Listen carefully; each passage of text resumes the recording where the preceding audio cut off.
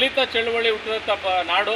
Professor B ಕೃಷ್ಣಪ್ಪನವರು ಇಲ್ಲಿನ DSS ಕಟ್ಟಿ ಇಡೀ ರಾಜ್ಯದಲ್ಲಿ ನೊಂದವರಿಗೆ, ಭೂಮಿ ಇಲ್ಲದವರಿಗೆ ಶಕ್ತಿಯನ್ನು ಕೊಟ್ಟಂಥ ಭದ್ರಾವತಿ ಕ್ಷೇತ್ರ.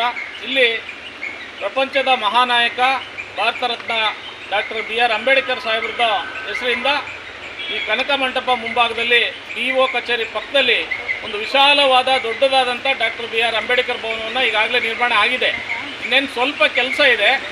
ಆದರೆ ಅದರ ಭವನವನ್ನು ಅತ್ಯಂತ ಘನತೆ ಗೌರವದಿಂದ, ಜವಾಬ್ದಾರಿಯಿಂದ ಮಾನ್ಯ ಮುಖ್ಯಮಂತ್ರಿಗಳಾದಂಥ ಸಿದ್ದರಾಮಯ್ಯನವರು ಉದ್ಘಾಟನೆ ಮಾಡಿ 73ನೇ ಕನ್ನಡ ಸಾಹಿತ್ಯ ಸಮ್ಮೇಳನ ಶಿವಮೊಗ್ಗದಲ್ಲಿ ನಡೆದಂತೆ ಒಂದು ಅದ್ಧೂರಿಯಾಗಿ ಸಭೆ ಸಮಾರಂಭ, ವಿಚಾರ ಸಂಕಿರಣ, ಸಾಂಸ್ಕೃತಿಕ ಕಾರ್ಯಕ್ರಮಗಳ ಮೂಲಕ ಆ ಭವನವನ್ನು ಉದ್ಘಾಟನೆ ಮಾಡಿ ಅಂಬೇಡ್ಕರ್ ಸಾಹೇಬರಿಗೆ ಗೌರವವನ್ನು ಕೊಡಬೇಕು ಅಂತೇಳಿ ನಮ್ಮ ಅನಿಸಿಕೆ.